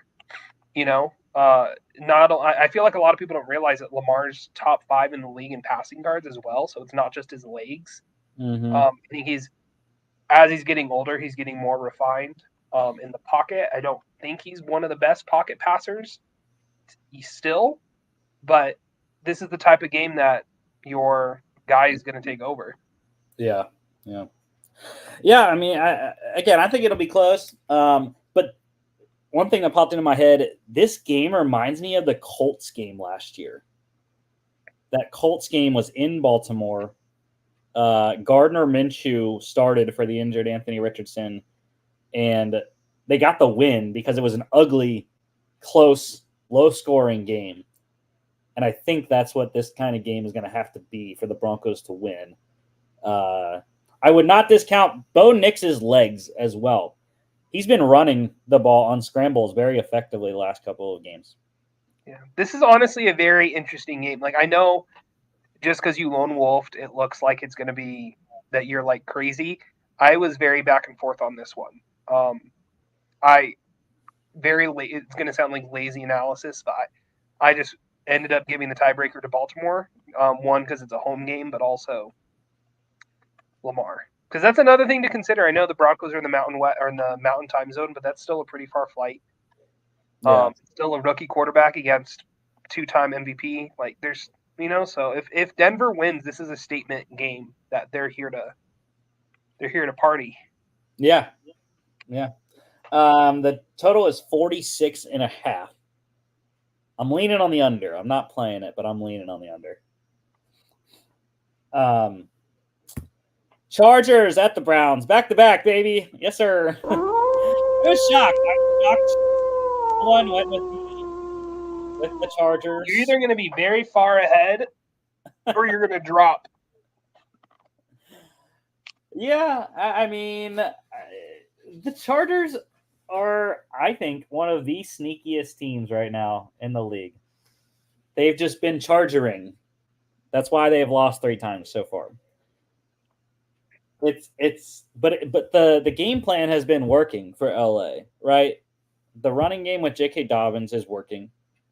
Justin Herbert has gotten better passing stats every week, culminating last week in Ladd McConkey's big performance with 2 scores. And I think I'm not totally sure. They might get DJ Chark back in this game. For what that's worth. I don't know how much he plays if he is back, but I'm not sold on Jameis Winston. This Chargers defense, I think, is not talked about enough. They are top 10 at the very worst in the league, going up against a Browns defense that is also very good, but they haven't been Browns kind of defense, though, this year a lot. So I'm not buying the Jameis Winston hype game from last week. I'm going with Justin Herbert and the Chargers. Sorry, I got a work text actually. I think Deshaun Watson being out for the season is almost addition by subtraction. Not almost, is addition by subtraction. I think Cleveland's offense is a lot more potent with Jameis behind, LASIK version of Jameis behind center. And I think he just adds that win over Baltimore, just huge for Cleveland's confidence. I don't trust the Chargers offense to keep it going other than, because they've been very run heavy. Ladd McConkey's looking pretty nice, though. I will say that. Ladd McConkey, receiver number 1, wide receiver 1. I like Cleveland here, though. I like Jameis, and I think that magic bleeds into a second week. Yeah, my one thing is, can the Browns receivers get open against this LA secondary? Because Asante Samuel Jr. is playing like an all-pro right now. And they also have Derwin James. And like I said, the Chargers defense is outstanding currently. So, yeah, I think it's going to be a rough and tumble game, but Chargers get one. So I like the spread. It's 1.5 now for LA. 41.5 is the total. I'm leaning on the under. 2 good defenses. Raiders at the Bengals. Yeah, we're all on Cincinnati, of course. I mean, the Raiders don't even know who their quarterback is. So even with Aiden O'Connell on IR or injured, whatever IR, doesn't matter. Gardner Minshew. Raider fans during this game, and they probably will turn off after the first half and start going on Twitter to look at uniform edits of Cam Ward, Dylan Gabriel, Shedeur Sanders, Jalen Milroe, Diego Pavia. Just kidding. I mean, it's just like they don't do anything really well other than rush the passer. Like maybe if it's not Max Crosby, like who else is it? I don't know. That's one thing that the Raiders could do, though. That's the way to win this game is to get after Joe Burrow. No Orlando Brown in this game, probably. No T. Higgins as well in offense. And that really stymied this offense without T last week. No one else could really find anything except for Jamar Chase against the Eagles. And the Eagles pass rush got after Joe Burrow. So if the Raiders want to win, that's my formula for them to win. get after Joe Burrow and make him uncomfortable. But I don't know how they score points offensively because their offense has just been that bad. But I'm leaning on Bengals -7. I'm not confident in it because the Bengals have bungled this year a lot. 45.5 is the total. I am leaning on the under. NFC East matchup, Commanders. They are 4-point favorites at the Giants. And I have, John, can you tell me why the spread is so low? Like, the Giants are terrible. Interesting. I don't get that either. Maybe because they're a home game, but it's not like Washington, D.C. to New York. Sorry, not even Washington, D.C. Lancaster, Maryland to East Rutherford is like a 3-hour drive. So I don't – that is very odd. But it's also the Giants have – and the Jets, they don't have a home field advantage. MetLife, they're terrible at MetLife. Daniel Jones doesn't have a touchdown at MetLife this year. Maybe they're thinking Drew Lock will play. Like, that's the funny thing. Daniel Jones does not. Saquon Barkley has more touchdowns than Daniel Jones does at MetLife this year, by the way. Yeah, I just have no clue why the spread is so low. I think Washington is by far the superior team. And the only thing the Giants have going for them is their defense. Which, okay. But at the same time, Jaden Daniels. So... We could probably talk about. Should we talk about Jaden Daniels being in the MVP conversation? I'm not ready to crown him like that yet. Not saying crown him, but he should be a finalist. Maybe we'll see, because we're getting into the real games now, and Washington hasn't played Philly yet, so I think his performance in those 2 games against the Eagles are going to be the defining moments of the Commanders season, because those are the 2 that are going to fight for the NFC East title. So, yeah, so I like Washington -4, 44.5 is the total. I'm going to lean on the under. I'm just not. I don't know if the Giants are going to be able to score enough, and the Commanders, again, I don't think they're going to be able to score a lot, because of the Giants being pretty good on defense, but they're going to score at least probably 21.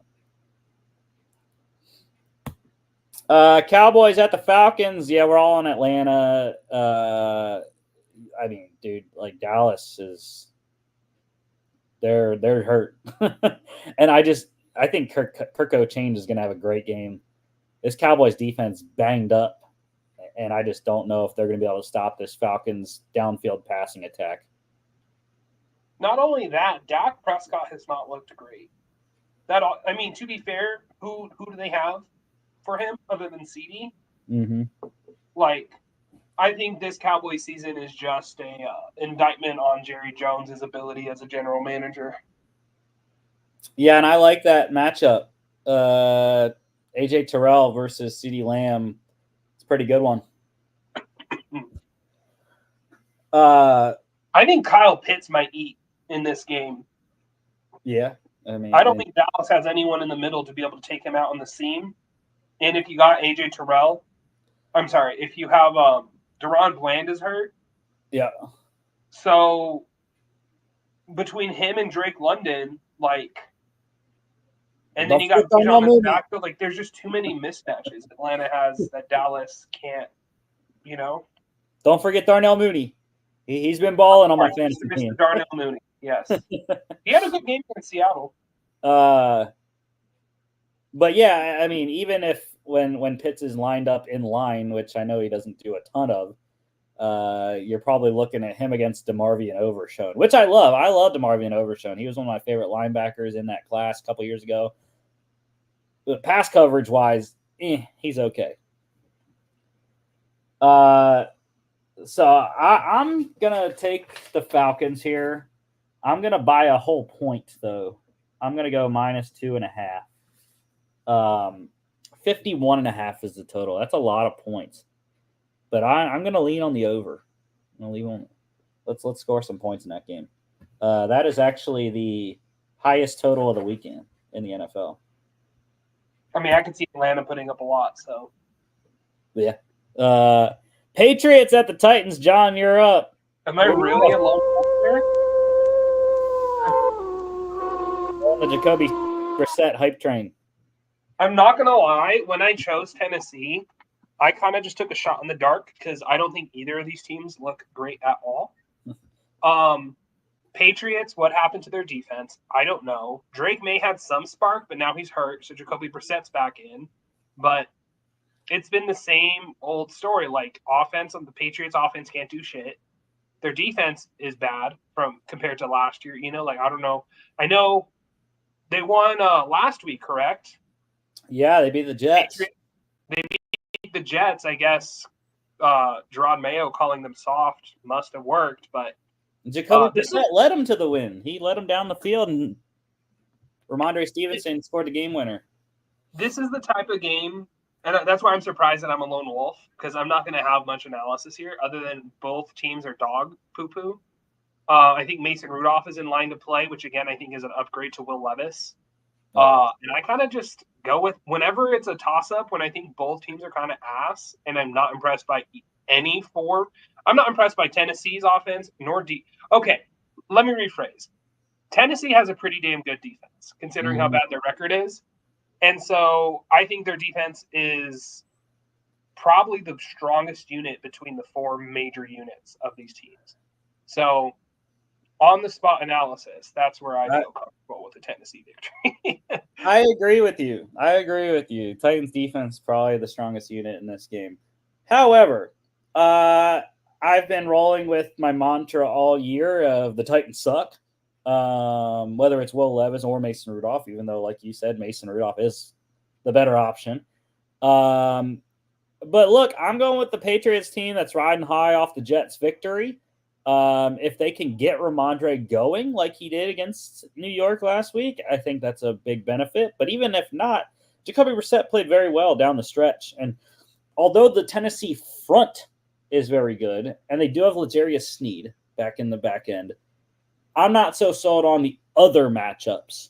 So I think L'Jarius, New England really doesn't have a number one. I would say probably Hunter Henry is actually probably their best pass catcher. But obviously Sneed's probably not going to play on him. So outside-wise, I think Sneed, if he doesn't travel with anyone, is best matchups probably against Demario Douglas. If not Jalen Polk, who has had drop issues. But I just think the Titans suck, and that's why I'm rolling with New England. I'm still surprised that I'm lone wolf in this.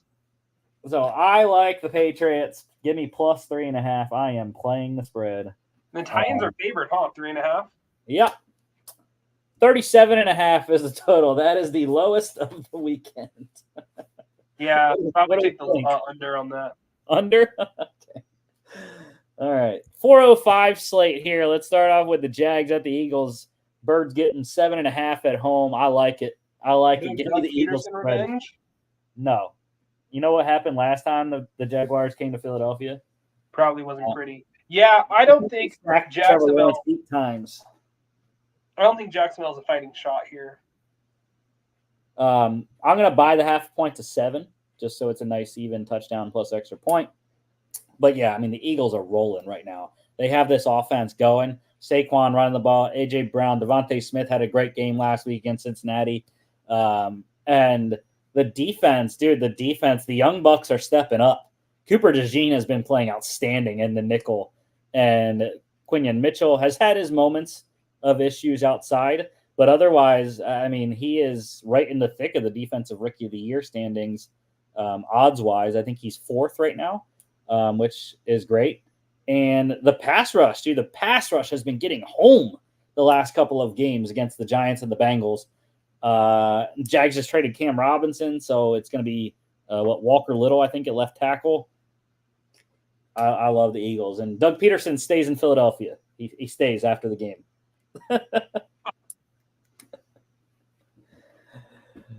We're bringing him back on staff after he gets fired by Jacksonville after this one. You sure he's not going to be an offensive analyst for the Packers?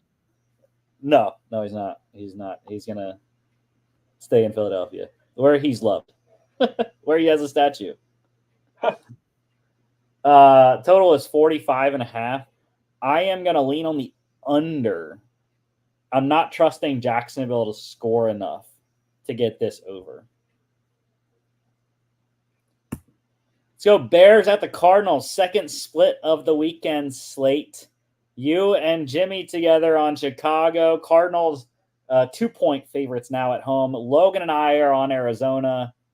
Jimmy had been the guy that has been on the Cardinals for the last 3 weeks, and now he's going against them when they're at home. I don't understand. That's how I was at the beginning of the year. I was on Arizona, and then I dropped off. And I think the Cardinals are peaking right now. They're tied for first in the NFC West, which who the hell would have saw that coming? To be fair, the NFC West is not great. And the Bears now, they are falling behind. It's getting late early in the NFC North standings. Now they're still in good position for the wild card, which the NFC North is looking like they're going to get all three teams in the wild card. But yeah, I mean, I just think this Cardinals team, they're playing at home. Kyler is playing very well. James Conner's got the run game going, and MHJ has kind of come out of his shell now, finally.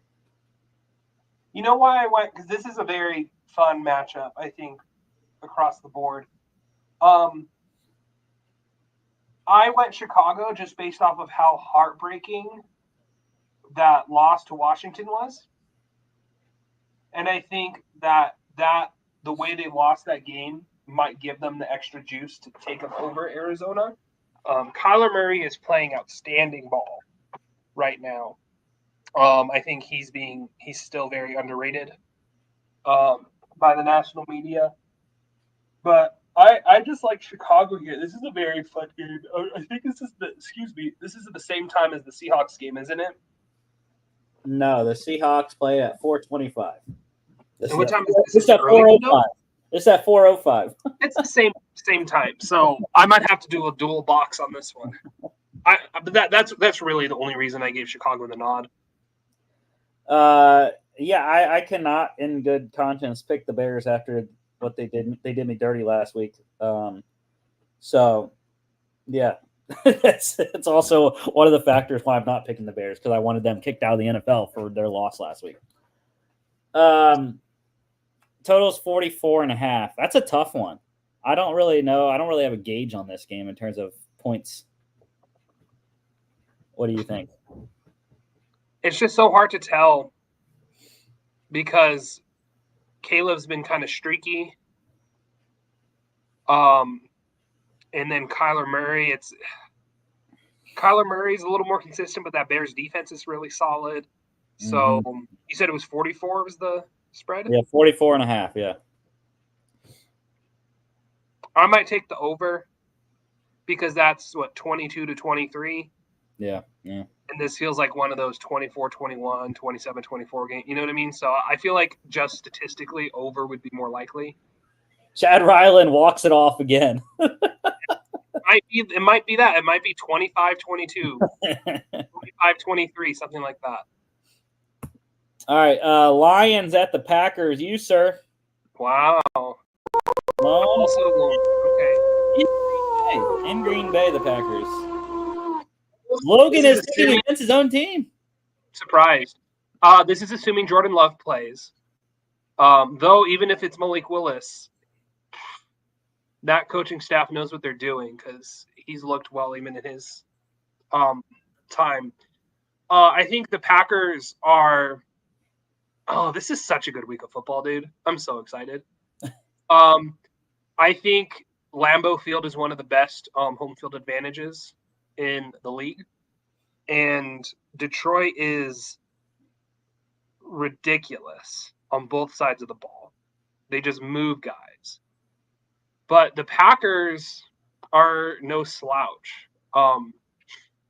They have been able to get the ball moving with Josh Jacobs on the ground and have been able to utilize that into really good play action passing. I really like the idea that they don't really have a receiver one. I know that's been talked about, but I think the receivers have a better matchup against the corners in Detroit, especially Terry and Arnold has. I think that whoever matches up against him, it's going to be interesting. That guy's had an issue with holding and having pass interference calls against him. So whomever they put up against him, I think that might be the mismatch of the game. And I just trust Jordan Love to be able to, find the open guy, and not. It's just nice he doesn't have to force feed one receiver. That's always like the downside to having a wide receiver one is like, okay, well, if they haven't gotten the ball, like, why haven't they gotten the ball? Are they not getting open? What's going on? Like, he doesn't have to be in his head. Now you look at the flip side. That Packers defense, I feel like, is finally living up to the talent they've had for the last few years. It's almost like a coordinator change actually helped. But Jared Goff is playing out of his mind. So I still do lean Green Bay. Again, it's going to be one of those, I think the tiebreaker just goes to the home field advantage. When I look in the grand scheme of things, this seems like the type of matchup where it's going to be a split. Detroit takes one, Green Bay takes one, So whenever I'm as I've said this a few times, when I'm close, I tend to go with the home team, especially if it's a Lambeau. You're talking about how East Rutherford has no home field advantage. Well, Lambeau definitely does. Yeah, well, I'm going with the Lions. I like them to cover the 3 points here. They have been a complete juggernaut. And I'm rolling with the NFC Offensive Player of the Month for October and Jared Goff. While the Green Bay defense has been very good, who do you cover? You can't double team anyone. Because, look, you got Amon-Ra St. Brown, you got Jahmyr Gibbs, you got David Montgomery, you got Sam Laporta. I will say Jameson Williams is not playing. Jameson Williams is suspended. That's fine. We got Khalif Raymond, who scored a freaking touchdown last week. So I feel like you could stack the box and have a spy on whomever the running back is. I think Jameson Williams' absence is kind of huge because that's the field stretcher. Well, it didn't matter last week. Last week was the first of his 2-game suspension. Remind me who the Lions played last week? The Titans. See, that is a much different matchup. But also another reason why I'm going with the Lions, I watched this Lions team, although it was last year, I watched them go into Green Bay last year on a Thursday night when I was there, and I watched them completely annihilate the Packers. While Jordan Love tried to come back late, it didn't work. So that's also why I'm going with from last year to this year is very different, though. The Packers have had the switch on defense that I wish Seattle has had. I just think the Lions are going to jump on them early like they did in that game last year in Green Bay, and they're going to coast the rest of the way. We'll see. I'm excited. Because last year, although now they have Edgerrin Cooper, who, mind you, was the NFC Offensive Player of the Month or of the week. Last year, Quay Walker was a massive liability in the middle. And like I said, with Cooper now, maybe it's different, but I don't know. I still think the Lions, they're just a juggernaut right now and the best team in the NFL currently. Total is 48.5. I have to say, I kind of like the over. I kind of do too. I'm not playing it though. I'm leaning. All right, let's get to your Seahawks here, and Jimmy is lone wolfing them for you. He's taking the bullet for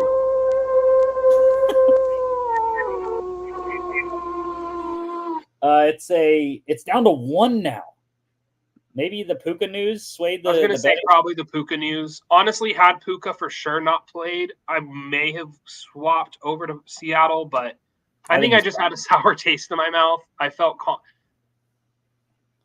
this is a very frustrating team because I feel like I generally have a pulse on them. I can't get a pulse on them because 1 week they play great, Everyone is like, oh, beating Denver. Well, like we were talking about, Denver's looking pretty good. That wasn't that bad. That looked like a good win.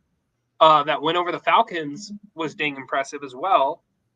And then they go and, shit the bed against Buffalo. Again, it's frustrating because the Bills game the Seahawks would have had a lead over Buffalo had it not been for Connor Williams sailing a pass over his head I don't think Shaq could have caught that ball. That's how high that went over Geno's head. And if Connor Williams didn't step on Geno's foot, and I think that those back-to-back things just getting in their heads. There was another huge dumb play by, I love Derek Hall, but that roughing the passer, very much not needed. That would have gotten them off the field. Instead, Buffalo got a first down, scored a touchdown. The game was out of hand, out of reach. So you can say that about any game. It's just 2 or 3 plays make the difference because they do. But it was a very incomplete game. I think the biggest elephant in the room, though, Seattle cannot stop the freaking run. Which is what got Pete Carroll fired. And it's very frustrating to see Mike McDonald's defense have that same issue. I know another week with Ernest Jones might be helpful. With all that said, though, I don't trust the run defense, especially against Kyron Williams, who's scored a touchdown in the last 60 games he's played in or something stupid. Sean McVay has always had Seattle's hand.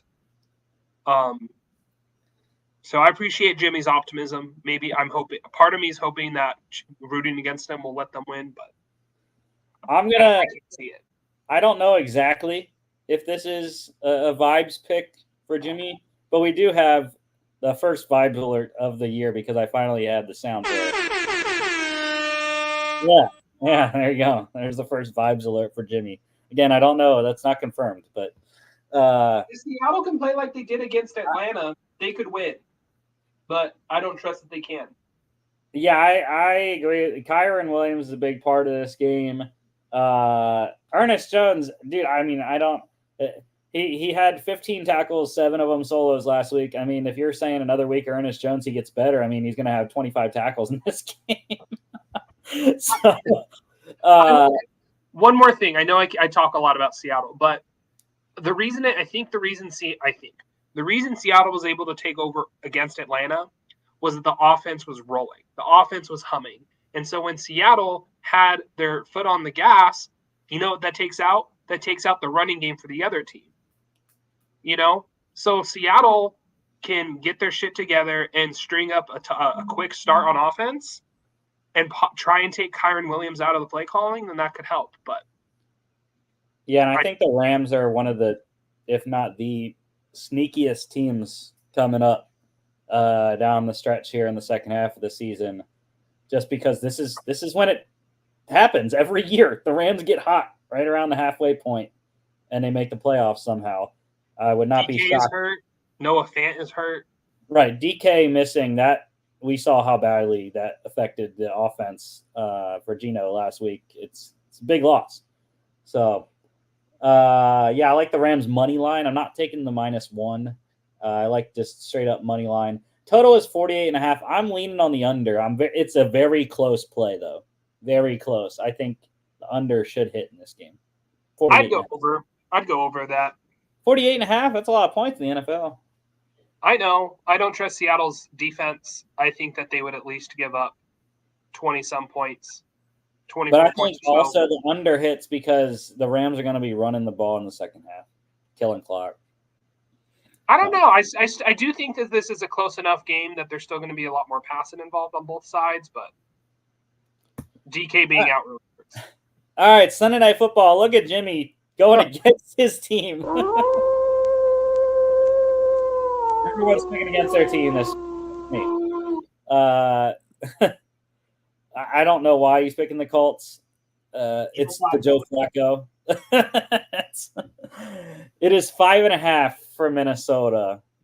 I just think the Vikings are still too good of a team, especially at home. They can beat Joe Flacco. I think especially after a loss to the Rams week and a half ago, if you want to play that vibes thing again, I feel like a lot of time good teams know how to bounce back. This seems like one of those. And also, I'm not confident in the Colts' ability to protect Joe Flacco. I think this Vikings defensive line is going to be able to get after him, considering he's pretty much a statue, albeit the 32-yard or whatever it was run he had against Jacksonville. But other than that, I think it's a very much an easier target in the backfield for the Vikings pass rushers. I don't like the spread though. 5's a little bit much for me. 5.5. Total is 46.5. I am leaning on the under. This Vikings defense needs to get back to the way it was playing during their 5-0 start. And I think this is the game that they start to get back to that. 8:20 p.m. NBC and Peacock. Best bets of the week. This has since changed. I forgot to change this graphic here. My bad. I have flipped. Oh no, never mind. I did keep it. I did keep Broncos. Okay, never mind. I thought I changed to the Falcons. But that is not the case. So yeah, I'm rolling with Broncos. I'm lone wolfing Denver. I'm lone wolfing 2 of these 3 best bets. So we'll see. I might be very wrong. But yeah, I like the Broncos plus 9.5. I think at the very worst they cover. Because I think it's going to be a lot closer game than 9.5 here. But last week, by the way, 3-0 week. Yes, sir. Got the Falcons minus 2.5 at the Bucks, right? The Broncos minus 7.5 against the Panthers, right? And the 49ers minus 4 against the Cowboys, right? So we're 16-7-1, bro. I think this is the best I've ever been on best bets. I'm dialed in this year. So like I said, plus 9.5 for the Broncos. Love Bo Nix. Broncos defense gets it done. They win outright. Chargers minus 1.5 at the Browns. I'm also lone wolfing that game. Give me J.K. Dobbins. Run the ball. I don't care how many times you have to run it. You're going to eventually break the Browns up front. Get Ladd McConkey in the secondary. Get Herbert on the move and away from Myles Garrett. And throw the ball that way. Give me minus 1.5 at Cleveland for the Chargers. And Washington. I don't care if you do 3. I don't care if you do 4. You could do 14. I think they're gonna cover the spread quite easily at the Giants. Minus 3 is what I got it at originally. It's now up to 4. I like both of those. So Washington is I really love that play. Lock standings. Yeah, John, you and Logan were the winners last week. What's good? After back-to-back squad win weeks with all of us winning in week 6 and 7. Week 8, you got the Texans right. I'm blanking on who they played last week. Shoot, who did they play? The Colts. Yeah. You got the Texans right over the Colts. And Logan, he got his Packers right over the Jaguars. Both 3-point games. Yeah, Jimmy and I, we both lost. I had the freaking Jets against the Patriots. And Jimmy had the Ravens against the Browns. So very close losses there. So I put you and Logan up top because you guys had the best record last week. You guys won. Now it's a 4-way tie again. We're all at 5-3. Midway point of the season. Who's gonna take that step and take the lead here going forward? We'll see. But we're all different again this week. Logan, he is rolling with the Falcons against the Cowboys at home in Atlanta there. We all are on the Falcons, so we all think Logan should win. I'm on my Birds. Go Birds at home against the Jags. I think they can win that one, as we all do. Jimmy, he is against my lone wolf with his lock. He's on the Ravens. You 3 are on the Ravens against the Broncos. And that's getting close. It's 9.5. Jimmy's cherry picking there with the half point. And then you, sir, are going with the Bengals against the Raiders, which we are all on Cincinnati. Dog standings. Yes, sir. It was a 4-man win week last week. John, you finally got an outright win. What's up? I shouldn't say that because you, sir, are on a 2-game win streak. Yes, I am. You got your Seahawks 2 weeks ago against the Falcons, and then you got the Commanders +3 against the Bears last week. I hate you for that so much. So much. Really do hate you because that was a BS. And Logan, Jimmy, and I, we were all on the Eagles +2.5 at the Bengals last week. So we all won as well. So Logan still leads it by a half a game. Jimmy is down, I think that's 5.5, if I do the math correctly. And I have no clue how to do your math, sir, because 2 ties gets me screwed up. I think, though, that is a 6-game deficit with 2 losses, 2 ties. Not completely sure on the math, though. But Logan and I are together again this week. We are on the Patriots +3 at the Titans. Love that. That is a lone wolf for you on the Titans. Yeah, Logan and I believing in Jacoby Brissett and Ramondre Stevenson. Patriots get it done in Nashville. Jimmy's going bold. Didn't you choose the Panthers? Yeah. Jimmy and I are together on the split on that game. But you're more confident in New England. Yeah. Yes, I am. It's all about the opponent. The Titans suck. The Saints don't suck as much. But yeah, Jimmy's +7 on the Panthers against the Saints. You, sir, are on the other split game that we have. You're on the Bears +1.5 at the Cardinals. That's a tough line to cover, John. They got to win outright, essentially. But like you said, though, it could be a 1-point game. I think they're going to win, though, so it doesn't really matter. Wow, confidence.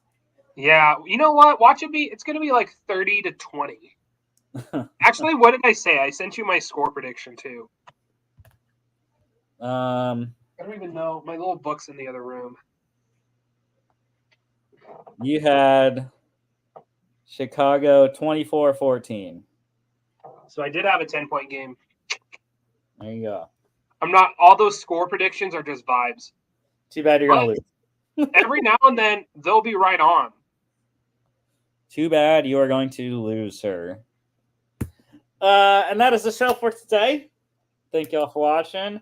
Don't forget to follow us on all our social media at FA Podcast on Instagram and XFA_bets as well on XFApodcast.com is our website. Check us out here on YouTube, Facebook, X, and Instagram, as well as Spotify, Apple Podcasts, iHeartRadio. Next week, we'll be back NFL Week 10. We'll have your trade deadline recap as well on next Friday's show because the trade deadline is on Election Day, which is not a great time, like I told Jimmy early in the show. Can we trade Donald Trump? No. And also, we'll also have all your game previews, of course, like we do every week. Thank you all for watching. We will see you all back on Monday.